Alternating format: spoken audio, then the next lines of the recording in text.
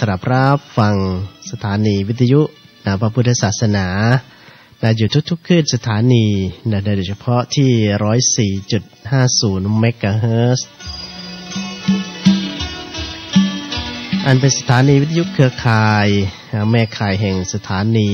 ศูนย์วิปัสสนาสากลอุทยานธรรมวังวิโมกข์บ้านขอนสวรรค์ตำบลไผ่อำเภอรัตนบุรีจังหวัดสุรินทร์นั่นก็คือที่ 104.50 เมกะเฮิรตซ์วัดบ้านปากคูนอำเภอโพนทองจังหวัด101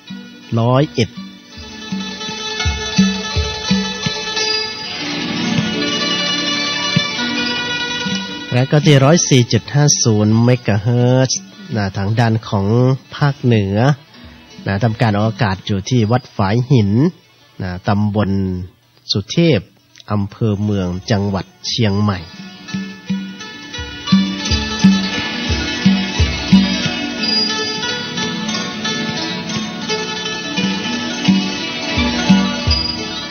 ได้รับการอนุเคราะห์ทางด้านของเวลาจากท่านพระครูสมุวิศวัตรนวรกิจโจผู้อำนวยการสถานีวิทยุเพื่อการศึกษาพระพุทธศาสนาและวัฒนธรรมวันนี้อาตมาภาพพร้อมกับรายการธรรมะไกลรุ่งก็ได้มีโอกาสกลับมาพบกับญาติโยมอีกครั้งคนโยมในช่วงเวลาดี 4 นาฬิกาเราจะมาพบเจอกันเป็นประจำทุกวันตั้งแต่วันจันทร์ถึงวันอาทิตย์หรือว่าวันอาทิตย์ถึงวันเสาร์นั่นก็คือตลอด7วัน1สัปดาห์มาพบเจอกันที่ตรงนี้เวลาดี 4 นาฬิกานี่แหละตั้งแต่เวลา 4 นาฬิกาถึง 5 นาฬิกาโดยประมาณกับรายการธรรมะไกลรุ่งตื่นขึ้นมาตอนเช้าเอาใจเข้าถึงธรรมมาพิจารณาจิตทางด้านของบทธรรมพิจารณาทางด้านของสังขารร่างกายจะได้เป็นผู้ที่ตั้งตนเป็นคนไม่ประมาทได้เอาสิ่งที่เป็นสิริมงคลว่ามงคล38ประการที่พระองค์ทรงตรัสเอาไว้ที่กรุงสาวัตถีเหตุการณ์แห่งการได้ตามหามงคลนี้ก็เกิดขึ้นในยุคสมัยโบราณตั้งแต่ครั้งพุทธกาลมาแล้วคนโยมโดยประเพณีหรือว่าทางด้านของคนอินเดียส่วนใหญ่แล้วเวลาว่างในช่วงของการว่างเว้นจากการทำไร่ไถนาอะไรต่างๆเขาก็จะมีทางด้านของกิจกรรมอันหลากหลายหนึ่งในนั้นก็คือคนชาวอินเดียเนี่ยเป็นคนที่ชอบแสวงหาซึ่งปัญญากันอยู่แล้วและก็วัฒนธรรมการละเล่นอะไรต่างๆเนี่ยก็จะเป็นไปเพื่อการส่งเสริมทางด้านของการพัฒนาจิตใจในส่วนหนึ่งอันนั้นในการละเล่นในเรื่องของกิจกรรมประจำวันในชุมชนของบุคคลในชมพูทวีปในยุคนั้นสมัยนั้นนี่ก็จะชอบหาเรื่องต่างๆมาเล่าสู่กันฟังที่เรียกว่าเล่านิทานหาเรื่องนั้นเรื่องนี้ก็จะไปอยู่ตามร่มไม้พุ่มไม้ก็มีคนมาเล่าเรื่องนั้นเรื่องนี้สู่กันฟังคนก็จะไปฟังเหมือนกับมีเทศกาลอะไรสักอย่างเลยทีเดียวคนนั้นก็ไปเล่าเรื่องนี้คนนี้ก็ไปเล่าเรื่องนั้นคนผู้ไปฟังก็จะไปติดตามสดับรับฟังเรื่องที่มันสนุกเรื่องไหนที่มันสนุกคนนี้เล่าสนุกก็ไปฟังคนนั้นคนนั้นเล่าไปเล่ามามันไม่จะได้เรื่องแล้วไม่น่าติดตามก็กลับไปดูเรื่องนั้นเหมือนกับการดูทีวีนะเปลี่ยนช่องไปนู่นเปลี่ยนช่องมานี่อยู่เรื่อยๆเอาไปเอามาคนที่เล่านิทานนี่แหละเล่าไปเล่ามาก็เลยมีคำถามการเกิดขึ้นในเรื่องของมงคลว่าแล้วสรุปแล้วเนี่ยในโลกนี้เนี่ยอะไรที่เป็นมงคลอะไรที่เป็นมงคลมีคำถามเกิดขึ้นว่าอะไรที่เป็นมงคลเพราะคนนั้นก็บอกว่า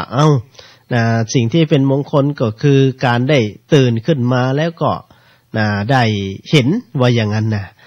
ถ้าเกิดว่าการได้เห็นเนี่ยมันเป็นมงคลเมื่อเราไปเห็นสิ่งไม่ดีมันก็เป็นมงคลไปด้วยสิว่าอย่างนั้น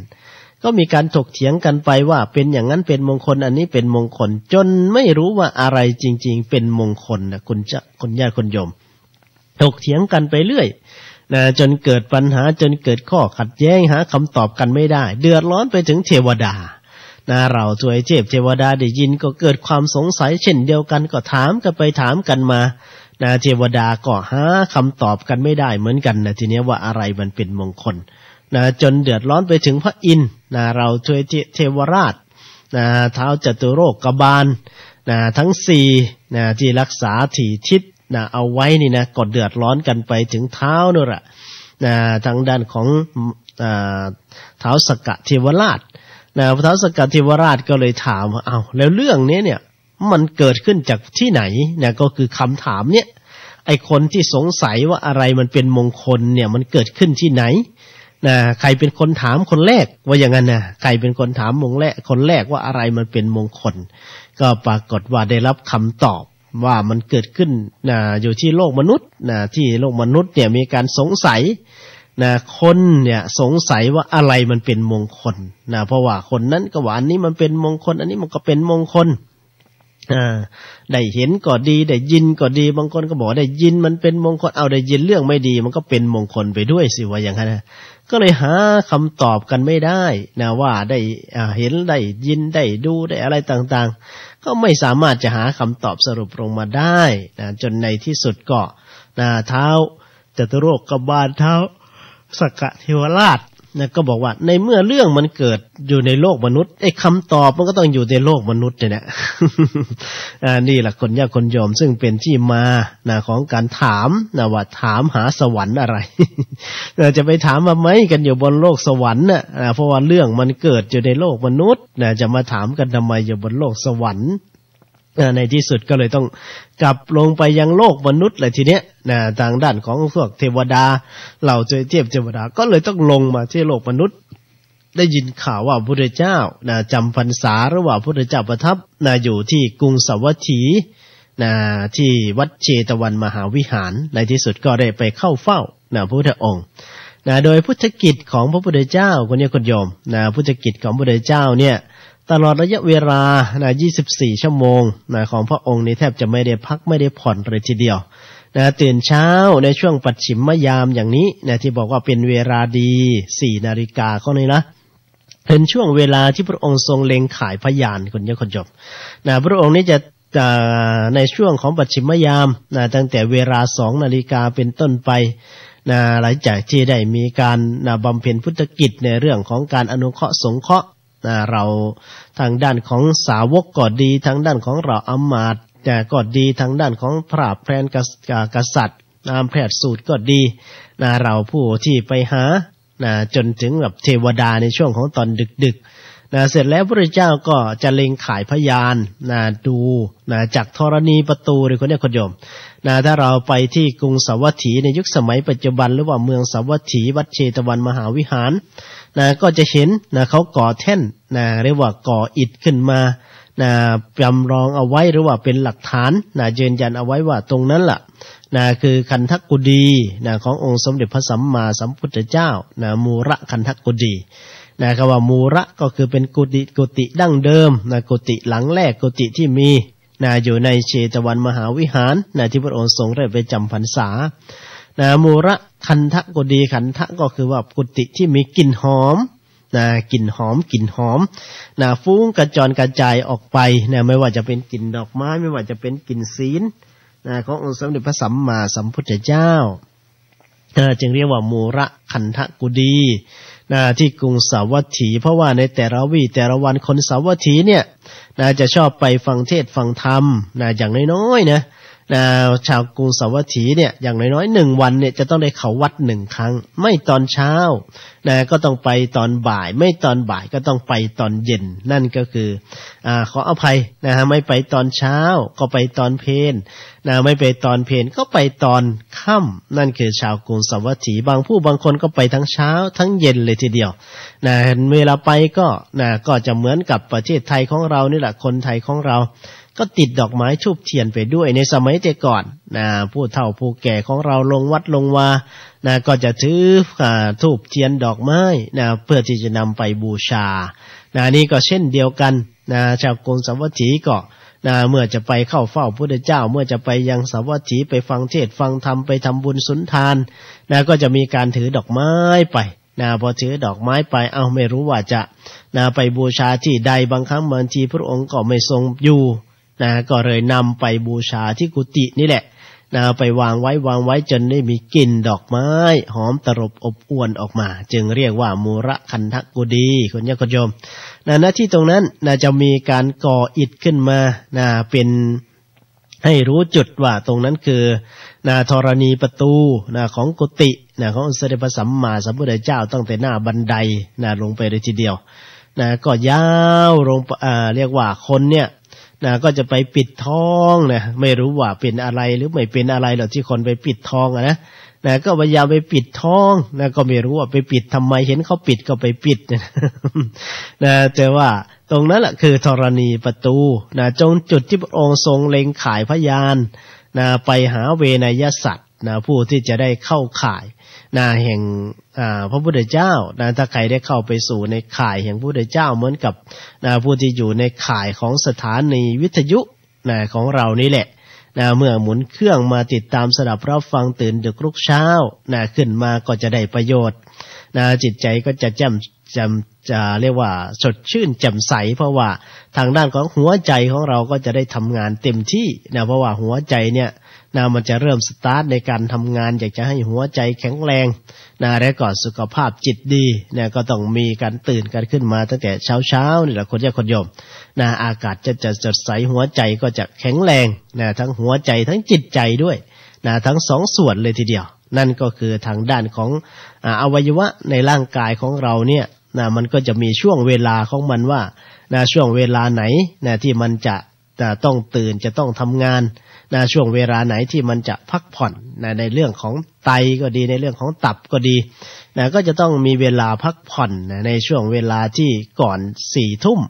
หรือว่าก่อน22 นาฬิกาก่อน22 นาฬิกาเอาตับพวกนี้ก็ต้องการที่จะพักผ่อนแล้ว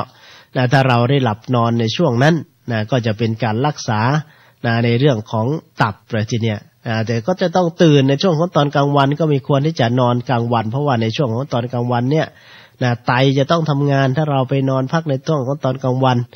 ไตก็จะทำงานมากจนเกินไป ก็จะทำให้เกิดมีผลในอนาคตก็คือสามารถเกิดภาวะไตวายได้ง่ายว่าอย่างนั้นนะแต่นี้ก็เป็นเรื่องของการพิสูจน์ทดลองค้นคว้าทำวิจัยของเราชีววิทยาของเรานักการศึกษาทางแพทย์ส่วนทั้งเราก็มาศึกษาในเรื่องของจิตพระพุทธเจ้าก็จะเล็งข่ายพยานไปในช่วงของตอนเช้านี่แหละใครได้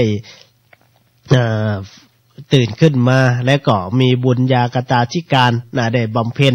ในเรื่องของการสะสมบารมีมานี่แหละเป็นตัวสำคัญปาระแปลว่าสะสม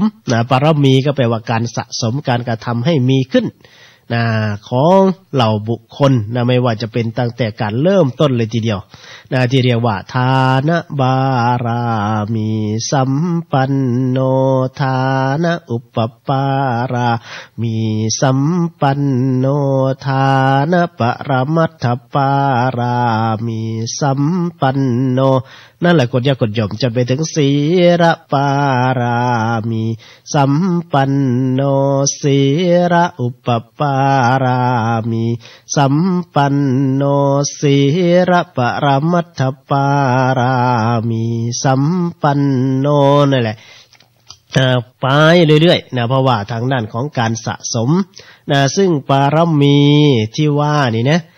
ก็มี3ระดับด้วยกันก็คือระดับเบื้องต้น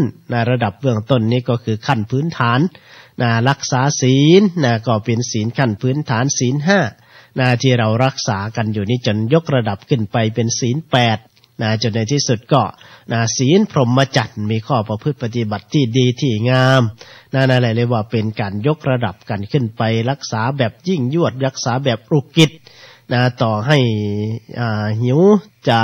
ะเรียกว่าท้องจะกิ่วไส้จะขาดก็ไม่ยอมที่จะทำปาณาติบาตไม่ยอมที่จะโกหกมดเท็จไม่ยอมที่จะไปลักขโมยของใคร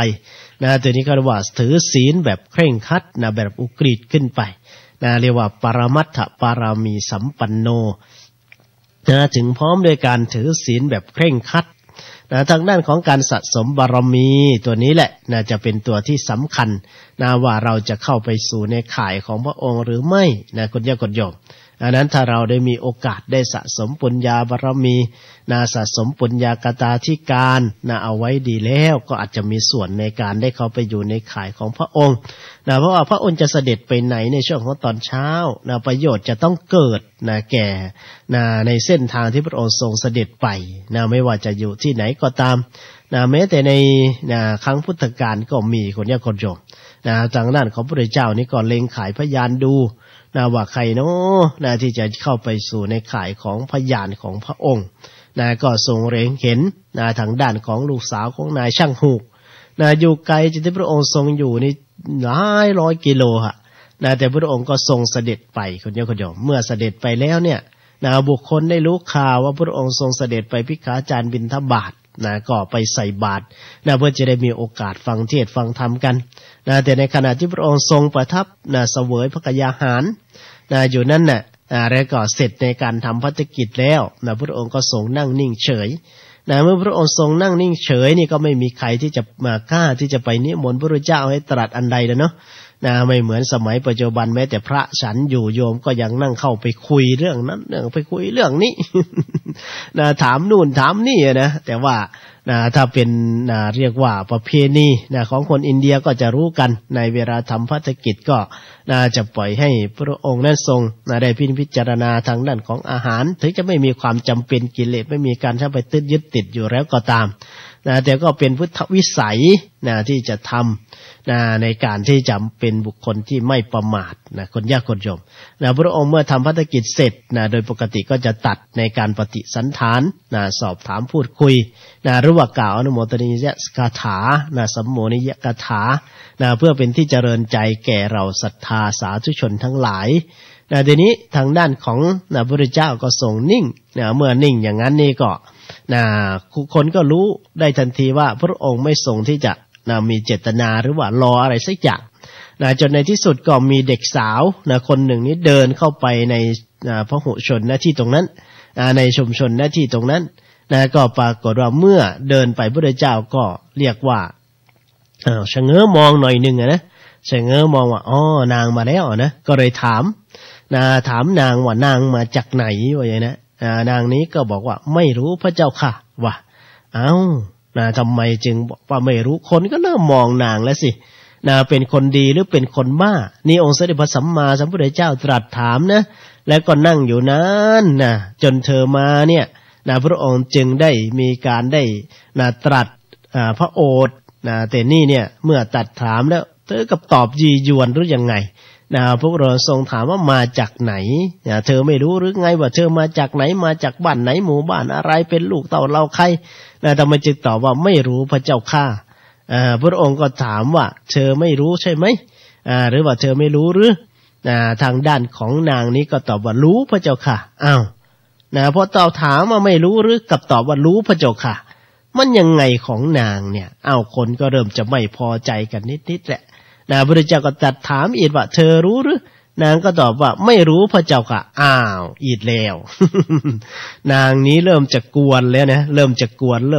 แล้วคนก็เริ่มจัดฮึดฮัดขึ้นมาแหละถึงคนอยากกดยอมปุถุชนคนธรรมดานะเห็นใครที่มาจียวนกวนประสาทนี่ก็มันก็นี่เลยก็กับสัมมาสัมพุทธเจ้าไม่รู้กาลเทศะหรือยังไงเป็นอย่างนั้นไปโดยเฉพาะผู้เฒ่าผู้แก่ผู้เฒ่าผู้แก่ที่รู้กาลเทศะที่รู้เรียกว่ามารยาทก็เริ่มจะไม่พออกไม่พอใจแล้วล่ะเริ่มจะเหมือนว่าอย่างนั้นถ้าเป็นภาษาบ้านเราเรียกว่าจะเริ่มเครื่องขึ้นมาหน่อยแล้วเริ่มจะมองตาเขียวๆเลยว่าอย่างนั้นก็ปรากฏว่าทางด้านของนางนี้พระพุทธเจ้าก็ตรัสถามอีกว่าเธอไม่รู้ใช่ไหมก็บอกว่ารู้พระเจ้าก็เอาอีกแล้วเดี๋ยวบอกว่ารู้เดี๋ยวบอกว่าไม่รู้มันยังไงคนกำลังจะลุกขึ้นเอานางออกไปพระพุทธเจ้าก็เลยกล่าวคำสาธุการขึ้นมาบุคคลก็เลยหยุดนิ่งสงบนิ่งแสดงว่าพระองค์ทรงรู้ในการตัดสนทนากับนาง นั่นเองรู้ความหมายรู้ที่มารู้ที่ไปว่าทำไมนางจึงพูดอย่างนั้นก็เลยถามเพื่อที่จะให้นางนั้นได้อธิบายเพื่อให้บุคคลทั้งหลายได้เกิดคลายความสงสัยว่าพระนางนั้นไม่ได้ตอบยียวนกวนพระพุทธเจ้าแต่ตอบตามความเป็นจริงว่านางไม่รู้อะไรรู้อะไรไม่รู้อะไรพระพุทธเจ้าก็เลยถามว่าที่นางตอบว่านางไม่รู้ว่านางมาจากไหนเพราะอะไรนางก็ตอบให้ทางคนทั้งหลายได้คลายความสงสัยว่าการที่นางมาจากบ้านของนายช่างหูกเป็นลูกสาวของนายช่างหูกนั้นคนในชุมชนคนในหมู่บ้านคนในละแวกนี้รู้จักดีเพราะว่าส่วนหนึ่งก็ได้ไปจ้างให้พ่อของนางเนี่ยได้ทอผ้าทอไหมให้อยู่เป็นประจำทอหูกให้อยู่เป็นประจำแต่การที่นางตอบว่านางไม่รู้ว่านางมาจากไหนคือนางไม่รู้ว่านางมาเกิดเนี่ยนางมาจากไหนมาจากนรกหรือจากสวรรค์มันจริงไหมล่ะโยมเรารู้กันไหมถ้าเราไม่มีอติคตังญาณไม่สามารถระลึกชาติได้เราก็ไม่รู้หรอกว่าเรามาจากไหนมาจากนรกหรือมาจากสวรรค์นั่นคือความเป็นจริงของชีวิตว่าเราไม่รู้ว่าเรามาจากไหนแล้วทีนี้เมื่อพระพุทธเจ้าถามว่าเธอไม่รู้ใช่ไหมนางตอบว่ารู้นั่นหมายความว่าอย่างไรนางรู้แน่นอนว่านางจะต้องแก่จะต้องเจ็บจะต้องตายเนี่ยนางไม่รู้ว่านางมาจากไหนแต่นางรู้แน่นอนว่านางจะต้องแก่จะต้องเจ็บจะต้องตายนางจะต้องมีโรคมีภัยนางจะต้องตายสักวันใดวันหนึ่งนะพระพุทธเจ้าก็เลยถามอีกแล้วว่านางรู้หรือนางไม่รู้หรือว่านางรู้หรือก็ตอบกลับมาอีกว่าไม่รู้พระเจ้าค่ะพระพุทธเจ้าก็เลยถามว่านั่นหมายความว่าอย่างไรนางก็ไขความให้คนทั้งหลายได้คลายความสงสัยว่าการที่นางรู้ว่านางจะตายแน่นอนในวันใดวันหนึ่งแต่นางไม่รู้เลยว่านางจะไปตายเมื่อไหร่ชีวิตมันจะขึ้นจะลงเมื่อไหร่ชีวิตจะไปตายที่ไหนเราก็จะเห็นว่าบางคนก็เกิดอยู่เชียงใหม่แต่ไปตายที่กรุงเทพบางคนเกิดอยู่สุรินทร์แต่ไปตายที่เชียงใหม่บางคนก็ไปตายอยู่ข้างถนนบางคนก็ตายอยู่ที่โรงพยาบาลบางคนก็ไม่รู้ว่าเป็นโรคอะไรตายนั่นก็คือเหตุปัจจัยมันว่าเราจะเป็นโรคอะไรตายจะตายเมื่อไหร่บางผู้บางคนเห็นกันอยู่ดีๆเรียกว่าเช้าเห็นหน้าบ่ายคล้อยหายลับกับตาเนี่ยมันก็เป็นไปอย่างนั้นบางผู้บางคนก็ตอนเช้าก็คุยกันดีๆอยู่ตกตอนเย็นได้ยินข่าวว่าตายซะแล้วบางคนก็ได้คุยกันอยู่ดีๆเมื่อวานเช้าขึ้นมาว่าตายซะแล้วบางคนก็เห็นหน้าไม่กี่วันหายไปตายซะแล้วอย่างเนี้ยไม่รู้ว่าจะไปตายเมื่อไหร่ตายที่ไหนบางคนก็ไปดีๆรถก็มาชนตายเนี่ยนี่คือนางไม่รู้ว่านางจะตายเมื่อไหร่นางจะตายที่ไหนชีวิตมันจะขึ้นจะลงเมื่อไหร่ก็คลายความสงสัยของคนทั้งหลายว่านางไม่ได้ยียวนกวนประสาทพระพุทธเจ้าจริงๆเป็นอย่างนั้นจริงๆคนไม่รู้ว่าจะตายที่ไหนเมื่อไหร่แล้วพระพุทธเจ้าตรัสถามว่าเธอไม่รู้ใช่ไหมเธอตอบว่ารู้แล้วก็เธอตอบว่าไม่รู้เนี่ยหมายความว่าอย่างไรแล้วว่านางก็เลยตอบว่านางไม่รู้ว่านางตายแล้วจะไปไหนเมื่อตายแล้วจะไปนรกหรือว่าจะไปสวรรค์ไปนรกหรือจะไปสวรรค์นั่นก็คือสิ่งที่นางไม่รู้ว่านางตายแล้วจะไปไหนไปนรกหรือไปสวรรค์นางจะตายเมื่อไรนางก็เลยตอบกลับไปกลับมาในลักษณะอย่างนี้คุณญาติโยมแล้วก็ไขข้อกระจ่างให้คนทั้งหลายนั้นได้ทราบได้เข้าใจพอเป็นอย่างนั้นพระองค์ก็เลยทรงตรัสในเรื่องของความไม่ประมาทได้เทศนาเรื่องของมรณานุสติก็คือการระลึกนึกถึงความตายอยู่เนืองนิดถ้าการระลึกนึกถึงความตายอยู่เนืองนิดนึกถึงความตายอยู่เป็นประจำชีวิตของเราก็จะไม่ประมาทว่าเช้าวันนี้เรามีโอกาสตื่นขึ้นมาโอ้โชคดีเหลือเกินแต่ละวี่แต่ละวันที่ก่อนจะหลับลงไปเนี่ยมันก็มีการนึกในใจว่าเราหลับลงไปวันนี้พรุ่งนี้เช้าเราจะได้ตื่นหรือเปล่าเพราะว่าการนอนนั่นคือการซ้อมตายคุณญาติโยมใครไม่รู้ว่าตายเป็นยังไงก็นั่นแหละพอเรานอนลงไปมันไม่ได้รู้เรื่องอะไรเลยกายอยู่ยังไงมันรู้แต่เรื่องของจิตบางคนก็ฝันไปทั่วไปนู่นไปนี่มันก็เป็นลักษณะคล้ายๆกันนะแต่ว่าในการตายจิตมันก็จะต้องไปของมันเนี่ยในจุดเรียกว่าจุติภพ นะจุติภพไม่ว่าจะเป็นสัมภเวสีไม่ว่าจะเป็นทางด้านของเทวดานรกสวรรค์นะก็ไปตามเวรตามกันเหมือนโบราณที่ว่านั่นแหละนะว่า4คนหาม3คนแห่1คนนางแค่2คนพาไปคุณอยากคนโยมนะไอ้2คนพาไปเนี่ยก็คือบุญและบาปนี่แหละเนาะนะบุญและบาปนี่แหละคือ2คนพาไปนะ4คนหามนะ3คนแห่1คนนางแค่2คนพาไปเพิ่นว่าโอ้ยอัศจรรย์เด้แลอัศจรรย์นะอัศจรรย์หลายนะอัศริยังพันเตอภูตังพันเตได้ล่ะเท่านั้นเป็นการหมายครั้งพุทธกาลเนาะนะถ้าเป็นที่อินเดียนะพระท่านจะก็จะอุทานอย่างนี้แหละคนญาติคนโยมนะอัศริยังพันเตอภูตังพันเตนะฮะนะอัศจรรย์หลายเด้อัศจรรย์นะอัศจรรย์อะไรคนญาติคนโยมอัศจรรย์คนเฒ่าคนแก่คนโบราณนะทำไมฉลาดในการคิดหาคำมาพูดมาเปรียบเทียบนะเหลือเกินนะเพราะว่าสามารถที่จะเอาหลักธรรมะที่ลึกซึ้งเนี่ยมาแต่งเป็นปรัชญาภาษาปัญญาพูดกันให้รู้ให้เข้าใจได้ง่ายว่า4คนหาม3คนแห่1คนนางแค่2คนพาไปเพิ่นว่ามันเป็นปรัชญาที่ค่อนข้างที่จะลึกซึ้งต่อให้คนจบระดับด็อกเตอร์โฟสด็อกเตอร์ในยุคสมัยปัจจุบันก็ไม่รู้ว่าจะคิดได้ลึกซึ้งขนาดนี้ได้หรือเปล่า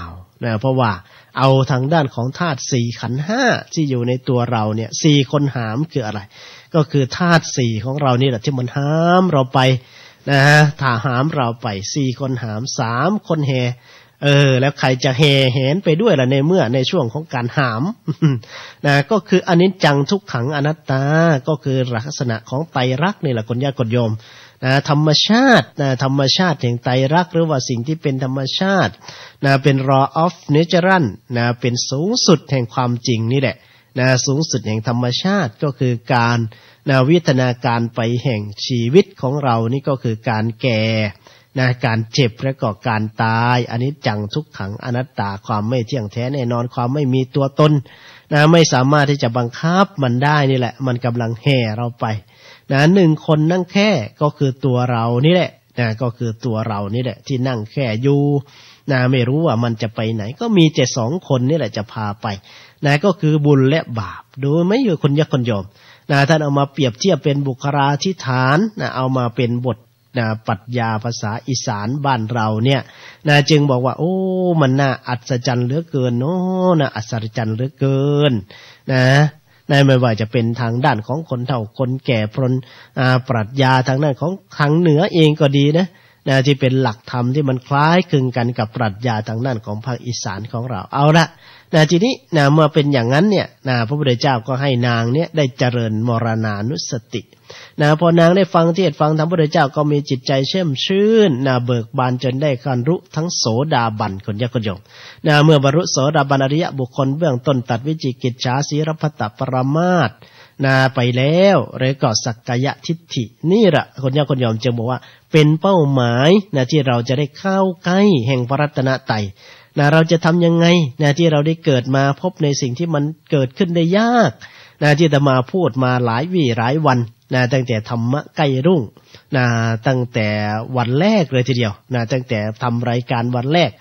จนมาถึงวันนี้ก็พยายามที่จะได้นำเรื่องราวขององค์สมเด็จพระสัมมาสัมพุทธเจ้าพูดในเรื่องของการเกิดขึ้นได้ยากที่สุดในโลกพุทธุปาโททุนรโพโรกัสมิงเนี่ยมาพูดซะก่อนว่าการเกิดขึ้นมายากของพระพุทธเจ้าเนี่ยเกิดขึ้นมาอย่างไรและก็การที่เราจะได้ฟังเทศน์ฟังธรรมพระพุทธเจ้านั้นเป็นเรื่องที่ยากตัวนี้ได้พูดถึงเรื่องของการเกิดแห่งองค์สมเด็จพระสัมมาสัมพุทธเจ้าจนทางด้านกว่าที่จะเข้ามาถึงในประเทศไทยของเราเนี่ยที่เราจะได้มีโอกาสฟังเทศน์ฟังธรรมนี่นะเพื่อว่าเป็นบุญเป็นกุศลของเราอย่างมากเลยทีเดียวที่เราได้เกิดมาถึงแม้จะเป็นช่วงท้ายแห่งพุทธันดรก่อนพุทธกาลหรือว่าเกิดขึ้นมาภายหลังก็องค์สมเด็จพระสัมมาสัมพุทธเจ้าปรินิพพานไปแล้ว 2,000 เกือบ600 กว่าปีก็ตามคุณญาติคนโยมแต่โบราณก็ว่าเอาไว้อีกเหมือนเดิมนั่นแหละว่าเรือหักลอยไปแล้วขอยังข้างทาไฟหักไหมปลาแล้วดอนเนื้อหักยังนี่แหละมันถึงแม้ว่าเรือจะลอยไปแล้วขอยังข้างทาไฟแห่งไหมปลาแล้วดอนเนื้อหักยังคุณอยากคุณโยมพระพุทธเจ้าจะปรินิพพานไปแล้วก็ตาม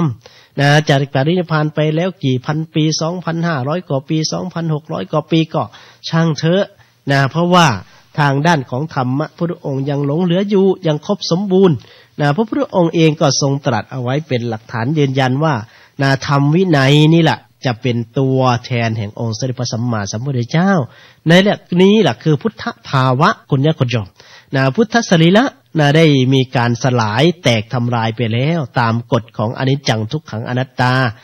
ตามกฎของ law of nature ไม่สามารถจะยงคงกระพันอยู่ได้เหมือนคำตรัสของพระองค์เป็นการยืนยันคำสอนของพระองค์ว่าขนาดบุญญากตาธิการที่พระองค์ทรงสะสมบารมีมาไม่ใช่น้อยๆจนได้เป็นพระอุตตรสัมมาสัมโพธิญาณเป็นพระพุทธเจ้าผู้รู้แจ้งโลกก็ยังต้องได้ลารับโลกไปตามกฎของไตรลักษณ์แต่พระองค์ก็ทรงตัดสิ้นความเศร้าโศกอะไรอาวรณ์ตัดซึ่งวัฏสงสารไม่มีการเวียนว่ายตายเกิดอีกแล้วแต่สำหรับเราท่านก็ยังต้องเวียนว่ายตายเกิดจะต้องเกิดมาทุกข์แล้วทุกข์อีกจะต้องล่อนไปในแห่งวัฏสงสารแห่งทะเลเพลิงอันนี้ก็คือเพลิงของกิเลสเพลิงของราคะโทสะโมหะที่จะต้องมาเผาผลาญจิตใจ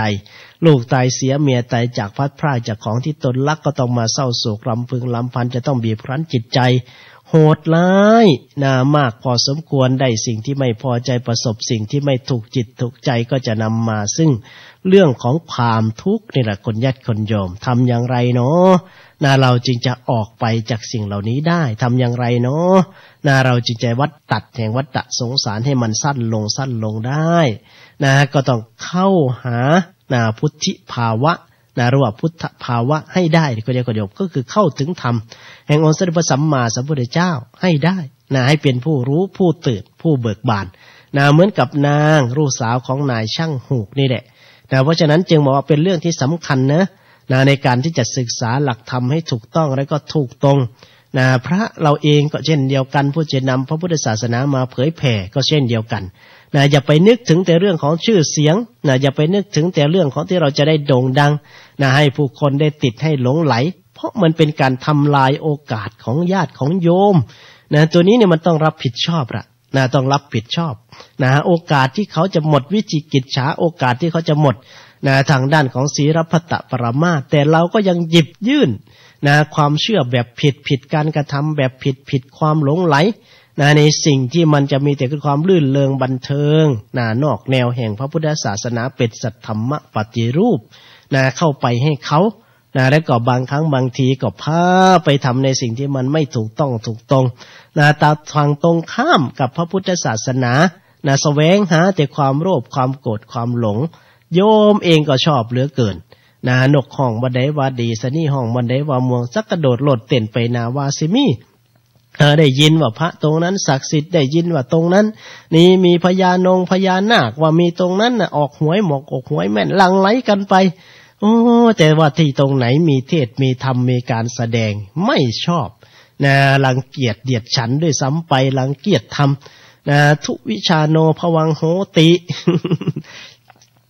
บุคคลผู้เกียจธรรมบุคคลผู้ชังธรรมบุคคลนั้นเป็นผู้ที่เสื่อมบุคคลที่รักธรรมบุคคลนั้นเป็นผู้ที่เจริญพระพุทธเจ้าว่าอย่างนี้เราก็ไม่ชอบได้ยินเสียงเทศเสียงธรรมเอาแล้วบางคนก็พระเทศหาว่าพระด่าแต่พอเมียด่าหาว่าเมียเทศวันนี้เมียเทศตั้งแต่เช้าหรือว่าอย่างนั้นมันกลับกันไปซะอย่างนั้นคนยากคนจมในยุคสมัยปัจจุบันเพราะฉะนั้นใครที่เอาความจริงมาพูดใครที่มีความหวังดีปรารถนาดีชักชวนในการทำดีฟังเทศฟังธรรมเพื่อจะนำตนเองออกจากความทุกข์ก็หาว่าเป็นเรื่องที่ไม่รู้อะไรไร้สาระว่าอย่างนั้นนี่เด็กคนไม่มีสติคนไม่มีปัญญาก็จะเป็นไปอย่างนั้นคุณญาติโยมเพราะฉะนั้นเนี่ยเราก็ต้องมั่นคงในทางด้านของความเชื่อมั่นคงทางด้านของจริยธรรมมั่นคงในคุณธรรมมั่นคงในคำสอนของพระพุทธเจ้าถึงแม้ใครจะมาว่าอย่างไรก็ตามเฮาสิเป็นคนบาปในสายตาของคนซัวเพิ่นว่า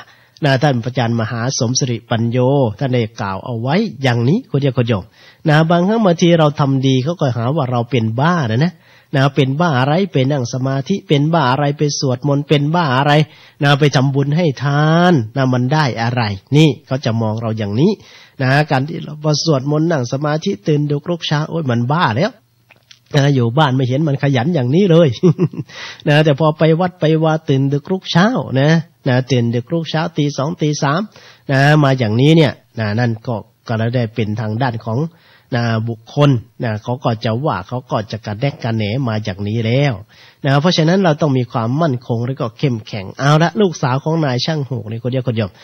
ก็สามารถเข้าใกล้แห่งพระรัตนตรัยเป็นพระอริยบุคคลเบื้องต้นหลังจากที่ได้ฟังการเทศการแสดงธรรมในเรื่องของมรณานุสติแห่งองค์สมเด็จพระสัมมาสัมพุทธเจ้าก็เลยได้เข้าถึงธรรมในขณะนั้นนางก็ได้เดินกลับบ้านไปพอเดินกลับบ้านไปด้วยเหตุที่พ่อของนางรีบเร่งในการที่จะทอหูกรีบเร่งในการที่จะทอหูกก็ไม่ได้มองหน้ามองหลังมองข้างแล้วนะลูกสาวเนี่ยเมื่อกอได้เสร็จก็ถือถุงได้ไปด้วยก็เลยจะเข้าไปในการที่จะเอาถุงได้เนี่ยไปให้พ่อก็ไม่ได้มองก็เลยสาวฟืมหูกในยอมมาอย่างแรงเลยทีเดียวก็มากระแทกกับหน้าอกของนางมากระแทกกับตัวของนางทำให้เกิดการได้เรียกว่าเลือดออกภายในนะจุกช้ำภายในจนในที่สุดก็ทำให้นางนั้นทำอาการะมรณังก็คือตายในขณะนั้นเองแต่ว่าการตายของนางก็คุ้มค่าสามารถที่จะปิดประตูอบายไม่ไปนรกอีกแล้วคนยอมพ่อได้บรรลุเป็นโสดาบันแล้วจากการเข้าถึงธรรมของนางนั่นคือพุทธกิจของพระพุทธองค์พุทธกิจของพระองค์ก็มีการประพฤติปฏิบัติอย่างนั้นในช่วงของตอนเช้าปัจฉิมยามก็จะได้มีการเลงข่ายพยามไปเลงข่ายพยานไปเอาละทีเนี้ยในเรื่องของการเป็นมงคลนะที่ผู้คนไปหามงคลหาอะไรกันต่างๆนานาที่ไปหาพุทธะเข้าถามพระพุทธเจ้าก็ไปในช่วงของตอนเที่ยงคืนเนี่ยนะพุทธกิจของพระพุทธเจ้าพุทธกิจของพระพุทธเจ้าก็เริ่มตั้งแต่เช้าก็เลยย้อนมาให้ผู้ญาติโยมได้ยินกันหน่อยว่าพระองค์นี้เริ่มตั้งแต่เช้านะเริ่มตั้งแต่เช้าในการที่จะทำพุทธกิจเหล่านี้เนี่ยในการเล็งข่ายพยานไปเมื่อมีการเล็งข่ายพยานไปในส่องดูเวนยสัตว์ในช่วงของปัจฉิมยามในช่วงของตอนเช้าก็จะออกภิกขาจารย์โปรดเวนยสัตว์นี่แหละเป็นคำที่มาคำว่าโปรดสัตว์คำว่าโปรดสัตว์นั้นไม่ใช่เดินไปบิณฑบาตตัวนั้นไปให้สัตว์โปรด การออกไปไปให้สัตว์โปรดไม่ได้ไปโปรดสัตว์เลยนะการออกไปบิณฑบาตเอาข้าวเขามาฉันเอาข้าวเขามากินเอาขนมเอาอาหารการกินมาขบมาฉันตัวนั้นไปให้สัตว์โปรดก็โปรดสัตว์เหมือนกันนั่นแหละก็ให้โยมได้บุญไปด้วยต่างคนต่างโปรดซึ่งกันและกันแต่การไปโปรดสัตว์ของพระพุทธเจ้าก็คือการไปเทศไปแสดงธรรมนำอริยธรรม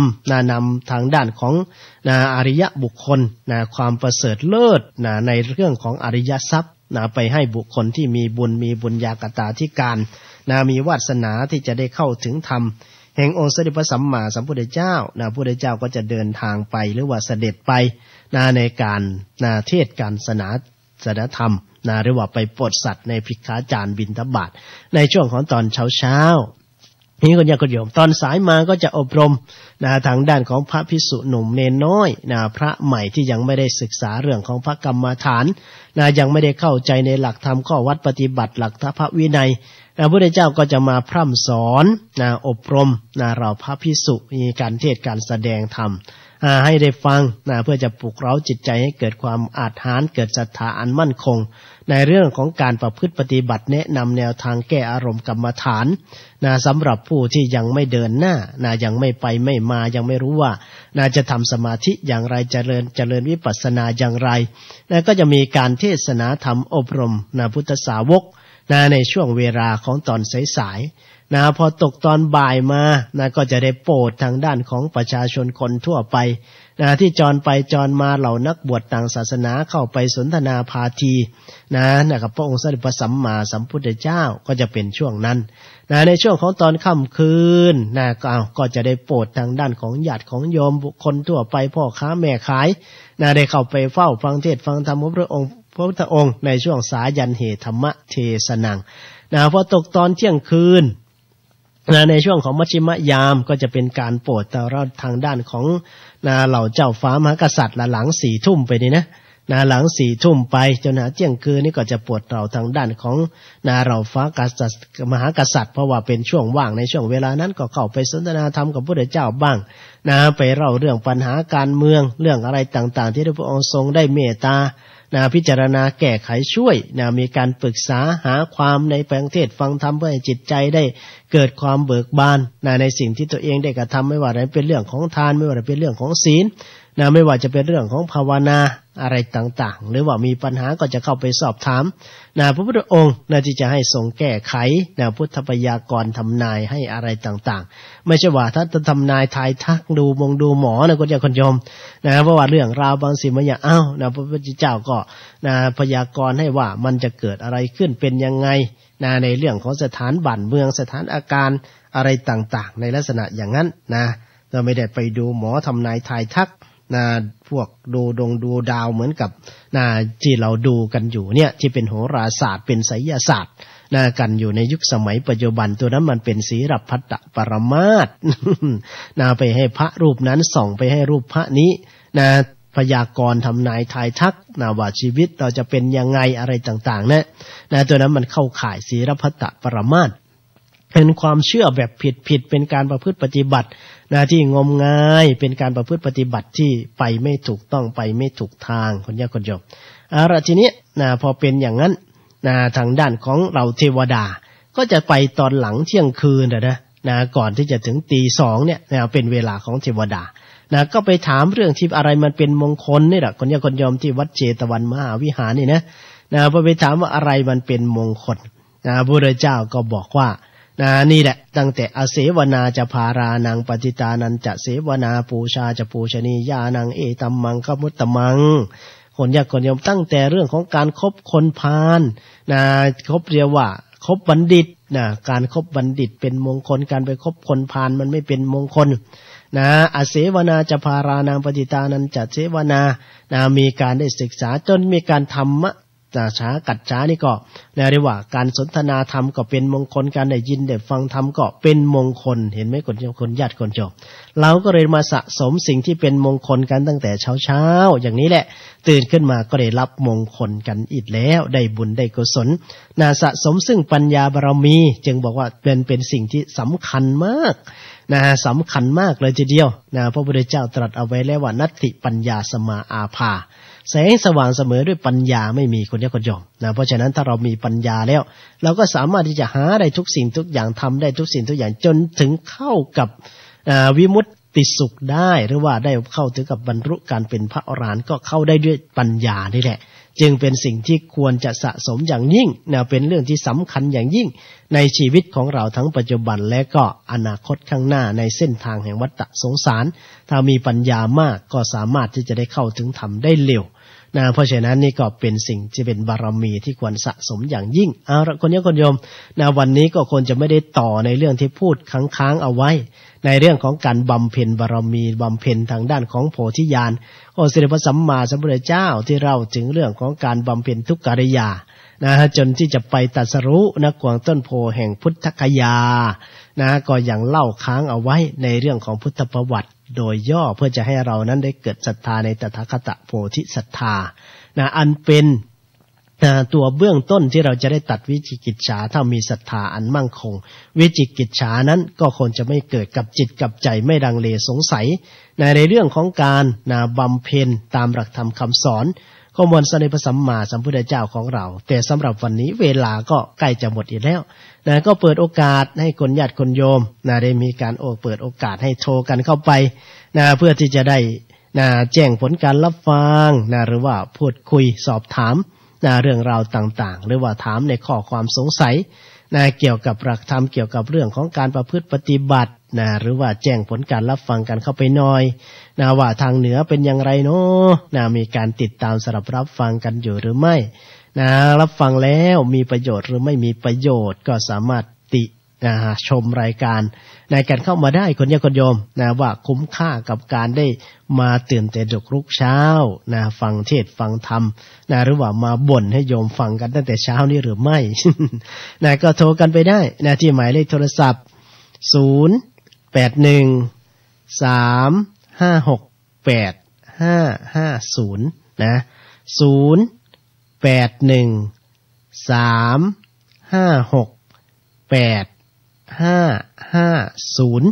้วก็บอกเทคนิคในการที่พูดคุยโทรศัพท์กันนิดหนึ่งคุณโยม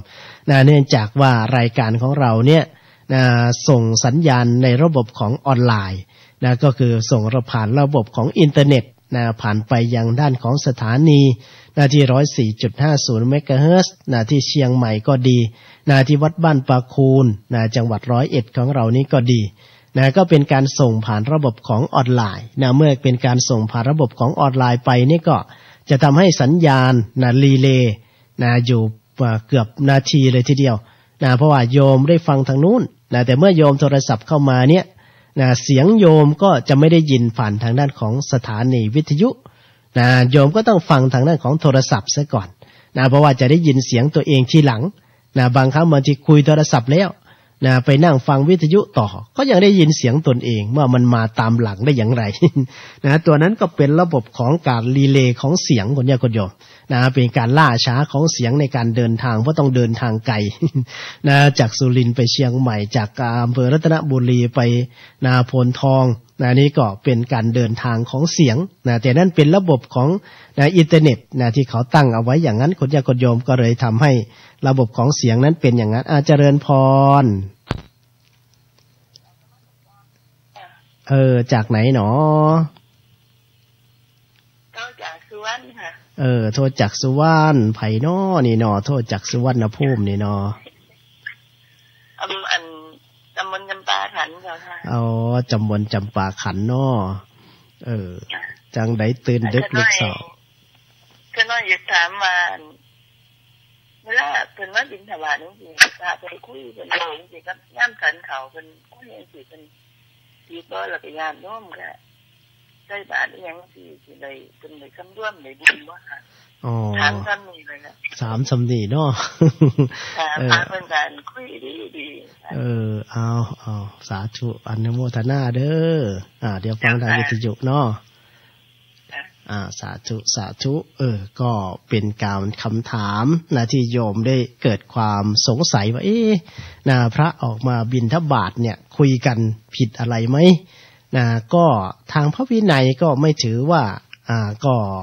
ไม่หนักเท่าไหร่คนโยมก็ถือว่าเป็นการไม่สำรวมไม่สำรวมนั่นแหละก็คือการไปแบบไม่สำรวมก็เรียกว่าผิดถ้าปรับอาบัติก็ปรับได้ก็คือปรับทุกกฎในเสขียวัตรในการออกภิกขาจารหรือว่าออกบิณฑบาตเข้าในชุมชนไปด้วยอาการไม่สำรวมตัวนี้ก็ปรับอาบัติได้แค่นั้นแหละแต่ว่าถึงไม่เป็นเรื่องของการเสียหายแล้วก็ต้องไปดูเรื่องที่คุยแล้วก็ลักษณะของการคุยด้วยว่าเป็นการคุยแบบกระเลิกหรือไม่แต่ถ้าเป็นการคุยกับญาติกับโยมอย่างเจ้าอาวาสแต่ท่านไปก็อาจจะเห็นโยมใส่บาตรก็อยากจะปฏิสันถานตัวนี้ก็เป็นหน้าที่เจ้าอาวาสสามารถที่จะทำได้เจ้าอาวาสหรือว่ามันเป็นสิ่งที่เป็นปฏิสันถานสร้างความคุ้นเคยแต่ไม่ถึงกับประจบไม่คุยจนถึงกับว่าประจบโยมอยากจะให้โยมศรัทธาอยากจะให้โยมได้ใส่บาตรมากกว่านั้นอยากจะให้โยมเรียกว่าหลงไหลในตัวเองไงนะแต่ถ้าปฏิสันถานแบบความคุ้นเคยว่าเป็นยังไงเนาะโยมเนาะถามนิดๆหน่อยๆเพื่อให้เป็นที่คุ้นเคยซึ่งกันและกันเนี่ยที่เรียกว่าวิสาสาปรมายาตินี่ก็ไม่ผิดอะไรแต่ถ้าเป็นการพูดคุยกันเองเดินไปบิณฑบาตก็คุยกันไปเหมือนกับชาวประมงอย่างนี้ก็ปรับในข้อหาของการไม่สำรวมคนนี้คนโยมโยมก็ไม่ได้ผิดอะไรนะโยมก็ไม่ได้ผิดอะไรโยมก็สามารถที่จะได้บุญเต็มที่ของโยมเลยนะผิดก็ในส่วนของพระผิดก็ในส่วนของพระในเรื่องของอาการไม่สำรวมเวลาฉันก็นั่นแหละก็คือมารยาทในการฉันก็ผิดในข้อเสขียวัตรทำปากจวบๆจับพูดคุยกันเสียงดังเป็นที่ทำมาให้เกิดลดซึ่งความศรัทธามองดูว่าเป็นอาการไม่สำรวมตัวนี้ก็ปรับเป็นอย่างๆไปนะปรับเป็นอย่างๆไปทำให้ศรัทธาไทยเกิดความเสื่อมศรัทธาลงไปตัวนี้ก็หนักหน่อยหรือว่าทางด้านของอาการไม่สำรวมก็ผิดทางด้านของข้อเสขียวัตรตัวนี้ก็ปรับเป็นอย่างๆไปแต่ว่าก็ดูเรื่องของการคุยนั่นแหละ นะว่าคุยนั้นคุยลักษณะอย่างไรมีเจตนาในการกระเลิกเฮฮาหรือว่าคุยในขณะที่ว่ามันเป็นเรื่องที่จำเป็นจะต้องคุยนะเป็นจำเป็นจะต้องบอกกันในเรื่องนู้นเรื่องนี้แต่ถ้าเอาเรื่องของชาวบ้านมาคุยเอาเรื่องของนู่นนี่มาคุยเอาเรื่องของละครเอาเรื่องของข่าวก็เป็นการไม่สมควรนะก็ปรับในข้อของเสขียวัตรนั่นแหละนะก็โยมก็ไม่ผิดอะไร นะถ้าโยมไปคุยก็ถือว่าเสียมารยาทนะเวลาไปคุยในเรื่องของเวลาการฉันการอะไรต่างๆเนี่ยนะก็ไม่ควรที่จะเข้าไปคุยไม่ควรที่จะเข้าไปบอกว่าอันนั้นนะแกงปลาอันนี้แกงหมูอันนี้ของฉันทำมาเองนะตัวนี้ทั้งหมดทางด้านของอดิสงฆ์ทางด้านของการพรรษาและก็ถือว่าฉันไม่ได้เลยทีเดียวนะการออกชื่อนะโภชนะห้านะการออกชื่อโภชนะห้านี้ก็ไม่สามารถที่จะนะไปตักมาฉันร่วมกันทั้งเรียกว่าฉันร่วมกันนี่ไม่เป็นไรนะแต่ว่าไปรับนะเกิน5คนเนี่ยไม่ได้นะไปรับของสิ่งนั้นเกิน5คนไม่ได้นะถ้าเขาออกชื่อโภชนะห้านะนั่นก็เป็นทางด้านของเรื่องของอาหารเรื่องของการขบเคี้ยวขบฉันคนนี้คนยอมแม้แต่ในเรื่องของการเดินบิณฑบาตแล้วให้พรนะบางครั้งบางทีท่านก็ไม่ได้ให้พรหรอกบางครั้งบางทีท่านก็เรียกว่ากล่าวคำที่เป็นยศีกล่าวคำให้เกิดความปิติยินดีอย่างคำว่าอายุวันโนสุขังพลังอย่างเนี้ยก็ไม่ชื่อว่าเป็นการเทศแปลว่าการให้เรียกว่าให้ความวัดสีก็คือการให้อิ่มอกอิ่มใจบอกว่าให้มีอายุนะให้มีวรรณะนะให้มีสุขะนะให้มีภาระนะในลักษณะอย่างนี้แต่ถ้าเริ่มต้นจากจัตตารโอธรรมาตัวนี้เนี่ยถือว่าเริ่มให้เรียกว่าเทศแล้วแต่การเทศตัวนั้นถึงจะเป็นความเข้าใจว่าเราให้พรแต่ก็เป็นการเทศก็เป็นการยืนในขณะที่พระยืนโยมนั่งก็เป็นการห้ามในเรื่องของหมวดของการที่ห้ามพระแสดงธรรมบุคคลที่ไม่เจ็บไม่ไข้นั่งอยู่และก็พระยืนอยู่แสดงธรรมให้คนที่ไม่ป่วยไม่ไข้นั่งอยู่ถือว่าเป็นการเอาเปรียบพระถ้าไม่อยากให้พระเป็นอาบัติโยมก็ยืนขึ้น แต่พอยืนพระก็หาว่าไม่สำรวมอีกเลยพระก็จะโดนพระว่าอีกเลยนะก็เป็นอย่างนั้นไปเดี๋ยวมาตอบเพิ่มเติมรับโทรศัพท์ก่อนก็แล้วกันเจริญพรก็เป็นอย่างนั้นไปเดี๋ยวมาตอบเพิ่มเจริญพรนะโยมนะเจริญพรก็เป็นอย่างนั้นไปเดี๋ยวมาตอบรับเลยนะโยมโยมก็โทรกันเข้าไปใหม่ก็แล้วกันนะ4078ก็โทรเข้ามาใหม่ก็แล้วกันเพราะว่าโยมไปฟังทางวิทยุบอกเทคนิคในการโทรเลยนะโยมนะว่าถ้าโยมโทรเข้าไปก็ฟังทางโทรศัพท์ถ้าโยมฟังทางโทรศัพท์โยมก็จะไม่ได้ยินเสียงรีเลย์กลับมาอีกครั้งหนึ่งโยมก็จะสามารถพูดคุยกันได้ตอบกันได้ในทางโทรศัพท์ก็ได้ฟังเสียงเหมือนกันนั่นแหละเราไม่ได้ฟังเสียงทางวิทยุก็ได้ฟังเสียงทางโทรศัพท์ก็เหมือนกัน เหมือนกันแล้วค่อยไปฟังเสียงวิทยุอีกต่างหากแต่อีกทีนึงเจริญพรนมัสการเจ้าวิใครถามว่าเวลาเอาไปใส่บาตรเนี่ยเอาเข้าเอาแกงเนี่ยแล้วตังเนี่ยสัก20 บาทนี่ดีกว่าฮะเอาตังสัก20 บาทเนาะทุกวิธีก่อนฮะเดี๋ยวฟังทางวิทยุนะโอ้ยนะเจ้าสาธุกับยังเขาไปสงเขาวัดเน้นเขาถามพี่สงเขากับยังแล้วเขาตอบนี่จะเป็นยังก็ฮะเดี๋ยวจะบอกทางวิทยุเนาะฟังทางวิทยุเนาะฟังสาธุ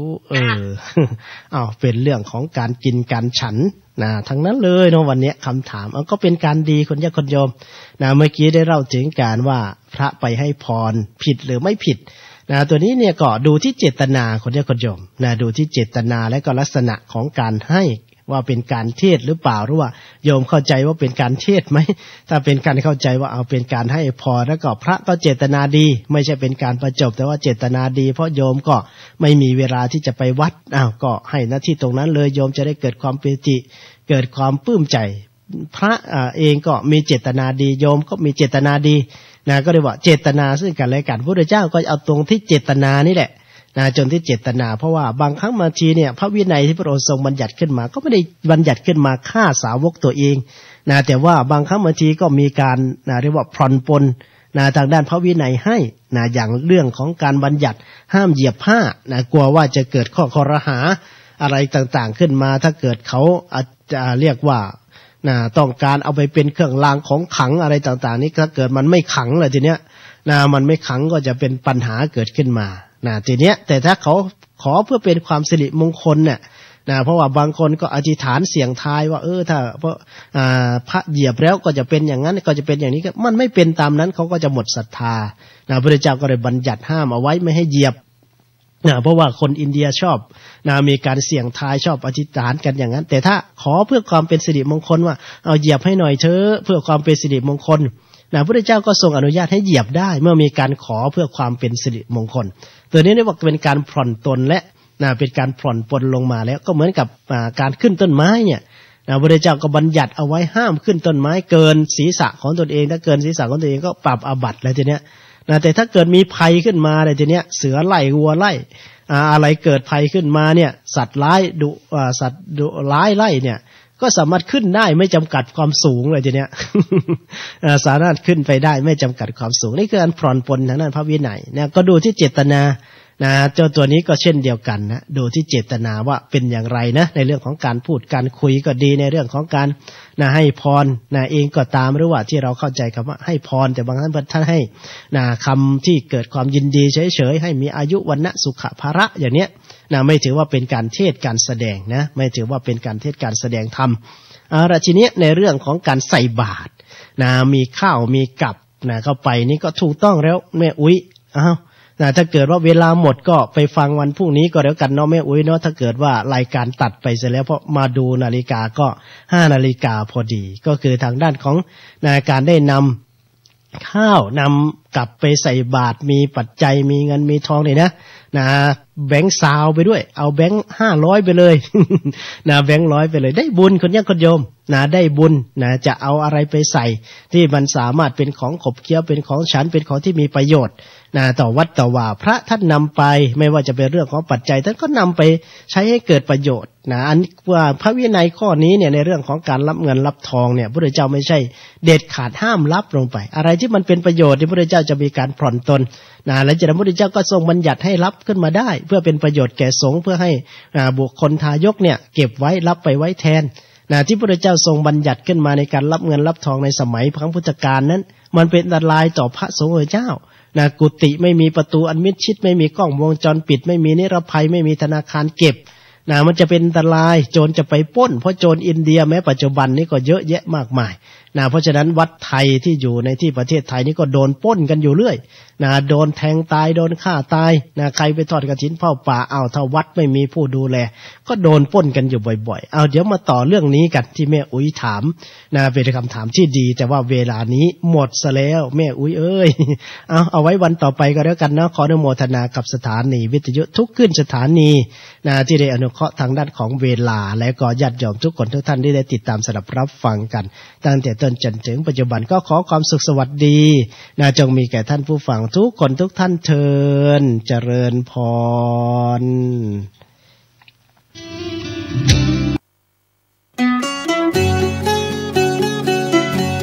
ท่านสามารถรับฟังและชมทั้งภาพและเสียง